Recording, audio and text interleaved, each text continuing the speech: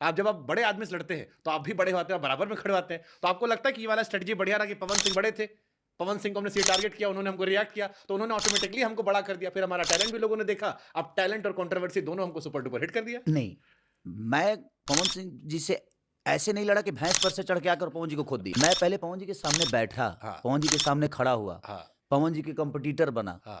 पवन जी से बेहतर बॉडी बनाई, हाँ। पवन जी से बेहतर डांस किया, पवन जी से बेहतर मैंने हर वो चीजें की। हाँ। मैं खुद पे काम किया, जो पवन भैया नहीं कर पाते थे वो मैंने किया। पहले मैं उस आदमी के पास गया, तब मुझे लगा जी मेरे लायक हैं, क्योंकि मैं किसी को ऐसे तो खोद नहीं सकता। लगना चाहिए ना कि मैं पहले उसके लायक बनूं खोदने के। कोई क्यों नहीं खोद देता? बाकी जो कलाकार है काहे नहीं खोद देते हैं, खेसारी को चाहे काहे नहीं खोद देते हैं पवन जी को। विषय वो नहीं है बाबा, आपके अंदर हथियार होगा ही नहीं तो आप क्यों किसी से लड़ने जाए? ऐसे कुरुक्षेत्र में चले जाएंगे। अच्छा, वो वीडियो क्या था जिसमें आप दोनों नाच रहे हैं, बगल में काजल खड़ी, बड़ा जबरदस्त वायरल है वो। वो एकदम मेरे ही फिल्म का गाना अत्य था। मचा रखा उस गाने ने। हे राजा कहिला बियाह तू मोटा जाइबा हो, खैबा में हरी के हाथे त गोटा जाइबा हो। और फिर आप दोनों का डांस जो है। हाँ, हमारा वो एक हमारे वेब कंपनी के दिनेश जी